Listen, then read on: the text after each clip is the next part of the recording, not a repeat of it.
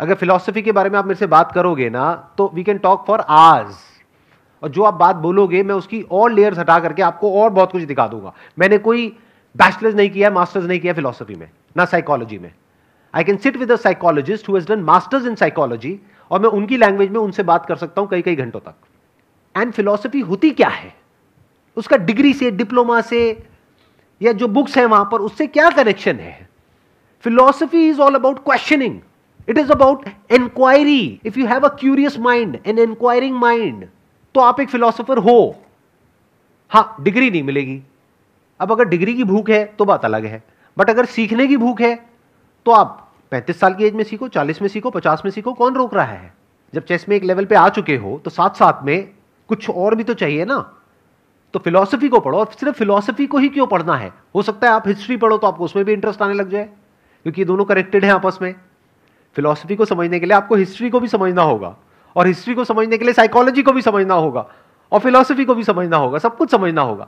और किस फिलॉसफी की बात कर रहे हो आप? Western philosophy? और इंडियन से ज़्यादा तो वेस्टर्न में पसंद करता हूँ, क्योंकि इंडियन में काफ़ी सारी चीज़ें ऐसी भी है जो इलॉजिकल लगती है। अब उसको प्रूव करना एक अलग केस है, लेकिन इलॉजिकल है इंडियन फिलॉसफी में काफ़ी चीज़ें। ये जो हमारा एजुकेशन सिस्टम है ना, ये ब्रिटिशर्स ने बनाया था। किसके लिए? आपके फायदे के लिए या अपने फायदे के लिए? कुछ पॉइंट बताया मैंने जो नहीं, मैं वैसे ही पूछ रहा हूँ। ये जो एजुकेशन सिस्टम है ये कहां से आया है? ब्रिटिशर्स ने इंट्रोड्यूस किया था ना इंडिया में, अपने फायदे के लिए, क्योंकि उनको चाहिए थे रोबोट्स, ऐसे लोग जो यस सर बोले और अपना काम करें, क्वेश्चंस ना पूछे।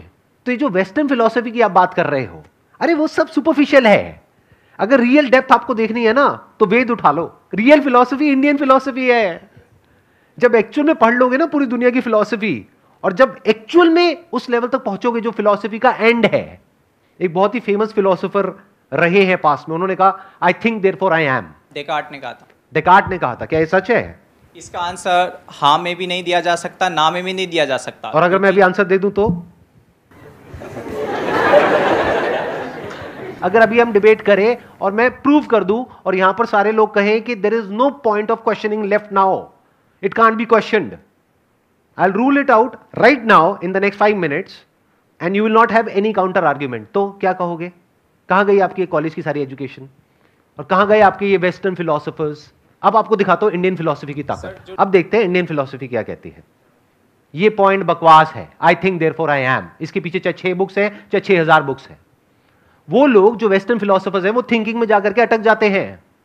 वेस्टर्न वर्ल्ड पूरा थिंकिंग में जाकर के अटक जाता है। जो इंडियन फिलॉसफी है, यानी कि जो वेद है, उपनिषद है, वो थिंकिंग को इतना इंपॉर्टेंस नहीं देते हैं। Thinking is just a part of existence. ये जो आई एम है इसका एक छोटा सा पार्ट है thinking. Now what is thinking? आपने कहा डाउट करना, कि लेकिन मैं ये डाउट नहीं कर सकता कि मैं डाउट कर रहा हूं इस वजह से मैं हूं। क्या बकवास बात है। डाउट क्या होता है? What is doubting? डाउटिंग कहां से आती है? डाउट आता है जब माइंड में 2 चॉइसेस होती है। Existence is choiceless. इस बात को आराम से बैठ करके समझना मैंने क्या बोला है। नंबर 1। नंबर 2, आई एम, इसको आप क्वेश्चन नहीं कर सकते। आई थिंक को क्वेश्चन कर सकते हो। अगर अभी मैं आपकी मेमोरी निकाल दूं, याददाश्त चली जाए, उसके बाद आप हो या नहीं हो। लेकिन मैं आपसे पूछूंगा आपका क्या नाम है, क्या जवाब दोगे? मेमोरी नहीं रहेगी तो बताने की कंडीशन में नहीं रहूंगा। थिंकिंग कहां है? नहीं है। Without memory there is no thinking, but you still exist. Sir Descartes ने बहुत प्रॉब्लमेटिक बातें कही है, आई एग्री विद यू। अरे सिर्फ डेकार्ट नहीं, ये सारे वेस्टर्न फिलोसोफर्स जो है जिनको आप पढ़ पढ़ करके खुश हो रहे हो, इसमें से 99% क्रैप है। तो क्रैप को क्यों अपने दिमाग में भर रहे हो? अरे भाई साहब चेस खेलो। और अगर फिलॉसफी और अगर एक्चुअल फिलॉसफी को समझना है ना, एक्चुअल फिलॉसफी, तो इंडियन फिलॉसफी को समझो। इसकी पावर तो आप सोच भी नहीं सकते कहां तक है और क्या है। इस दुनिया में कौन लोग हैं जो प्रॉब्लम क्रिएटर हैं? वो जो करोड़ों भगवानों को मानते हैं, क्या वो आपस में लड़ते हैं? या वो जो कहते हैं कि एक ही भगवान है दुनिया में, जो भी उसको नाम देते हैं, और कहते हैं वो ही सच है, बाकी सब झूठ है।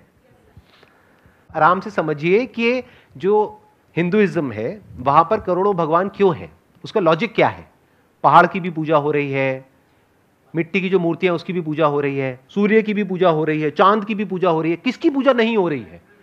धरती, जल, अग्नि, वायु, आकाश, सबकी पूजा हो रही है। तो हिंदू धर्म जो है वो क्या कहता है? सब में भगवान है। इससे बढ़िया फिलॉसफी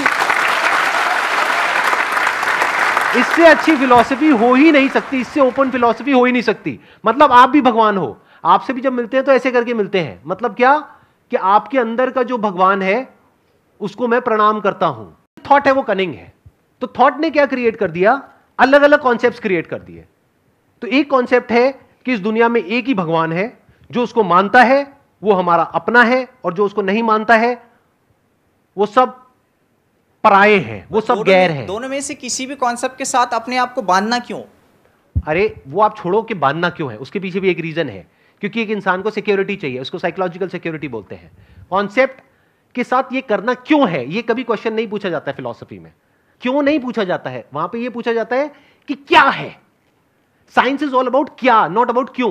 कभी ये नहीं पूछते कि लॉ ऑफ ग्रेविटी क्यों है, लॉ ऑफ ग्रेविटी क्या है। तो अब ये देखो कि इस दुनिया में क्या है, ये नहीं कि क्यों है। ध्यान से समझना, आप लोगों को ये नहीं बोल सकते कि तुम भगवान की पूजा क्यों करते हो। अरे करते हैं, वो छोड़ो, अपने अपने भगवान की सब पूजा करते हैं। बट अब ये देखो कि रियल प्रॉब्लम कौन है। एक लॉजिक है कि ये मेरा भगवान है और यही सच है और यही सबसे ऊपर है, एक ही भगवान है और कोई दूसरा भगवान ही नहीं है, और जो इसको नहीं मानता है वो सब हमसे अलग है, और जो इसको मानता है वो सब हमारे अपने हैं, बाकी सब पराये हैं। ये एक थॉट प्रोसेस है। एक और थॉट प्रोसेस है जो कहते हैं कि सब में भगवान है और भगवान में ही सब कुछ है। मुझे ये बता दो, ये वाली जो थॉट प्रोसेस है, इसकी वजह से लड़ाई हो कैसे सकती है। ये तो इंसान अपने आप को सिर्फ डिफेंड करेगा ना बाकियों से। कोई इंसान अगर इस पे अटैक करने के लिए आएगा तो वो अपने आप को डिफेंड करेगा, वो अटैक क्यों करेगा। तो इंडियन फिलॉसफी में अटैक कहां है, आई बात मेरी समझ में? Yes sir. इंडियन फिलॉसफी का जो ग्राउंड है, जो फाउंडेशन है, वहां पर अटैक पॉसिबल ही नहीं है। जो भी अभी तक हमने डिस्कस किया है उसको एक बार सम अप कर देते हैं। फिलॉसफी का एजुकेशन सिस्टम से डायरेक्ट कोई कनेक्शन नहीं है, क्योंकि वहां पे रियल फिलॉसफी है ही नहीं। रियल जो ओरिजिनल फिलॉसफी है that is missing. Real philosophy को अगर आपको स्टडी करना है तो you need to be as curious as somebody जो खजाना ढूंढने निकला है, और तब जाकर के आपको रियल जो फिलॉसफी है वो कहीं पे नजर आएगी, और उसमें रियलिटी होगी, उसमें बेसिस होगा, सिर्फ लॉजिक नहीं होगा। लॉजिक की अपने आप में एक लिमिटेशन है। Logic is always from a stand point. आपका अपना लॉजिक है, मेरा अपना लॉजिक है। अरे लॉजिक के आगे बढ़ो ना। फॉर एग्जाम्पल मैं कहता हूं मैं अभी इस चेयर पे बैठा हूं, निकालो इसमें कोई logical fallacy, can you question it?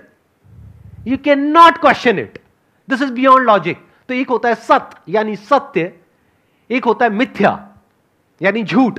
तो मिथ्या में क्या होता है, वहां पे लॉजिकल और ये वाली सारी बातें चलती हैं। जो सच होता है वहां पे किसी लॉजिक की जरूरत नहीं है, थॉट की जरूरत नहीं है। मैं हूं, can you question it? You can not, because that is in your perception. तो लॉजिक से आगे बढ़ो, ये जो वेस्टर्न फिलॉसफी है उससे आगे बढ़ो। अब मैं ये नहीं कह रहा कि Indian philosophy versus western philosophy, but all I am saying is कि जो डेप्थ आपको इंडियन फिलॉसफी में मिलेगी वो वेस्टर्न में नहीं मिलेगी। वो सब सरफेस लेवल पे जाकर के अटक गए हैं। वहां आपको सारी थॉट की बातें मिलेंगी, माइंड की बातें मिलेंगी, राइट और रॉन्ग की बातें मिलेंगी, कॉन्सेप्ट्स की बातें मिलेंगी, आइडियोलॉजीज की बातें मिलेंगी, क्वेश्चनिंग की बातें मिलेंगी। उसके आगे आप बढ़ ही नहीं पाओगे। अरे क्वेश्चनिंग की भी तो लिमिटेशन देखो। क्वेश्चनिंग के लिए मेमोरी का होना जरूरी है। Questioning is part of thinking. Thinking के बियॉन्ड तो जाओ। Thinking which is not different from mind. Mind मतलब क्या होता है, ब्रेन के अंदर कुछ सेंसेशंस चल रही होती है, कुछ आप अपने आप को बोल रहे होते, दैट इज थिंकिंग। तो उसके आगे क्या है? उसके आगे लाइफ है। लाइफ की बात तो कोई है ही नहीं, लाइफ तक तो कोई गया ही नहीं है। अगर लाइफ को एक्चुअल में एक्सप्लोर करना है तो वेद को उठा लो। वेद में भी अगर और आगे जाना है तो वेदांत को पकड़ लो। वेदांत मतलब the end of Vedas, the pinnacle of Vedas, the pinnacle of knowledge. Veda का मतलब होता है नॉलेज। उसको स्टडी करो, तब आपको रियलिटी नजर आएगी, जहां पर जाकर के आपके सारे लॉजिक्स बिखर जाएंगे। That is the ending of thought, that is the pinnacle of philosophy. Mind के बियॉन्ड क्या है? How can you transcend mind? Is there a way? Is there something beyond mind? उसकी बात आपको वेदांत में मिलेगी। Not just at a theoretical level, not just as a philosophical concept, but as a living reality. As real as जितना कि मैं अभी आपके लिए रियल हूं, इतना रियल। एक्सपीरियंशियली आप कुछ ऐसा देख पाओगे जो दुनिया की किसी फिलोसॉफिकल बुक में पॉसिबल ही नहीं है।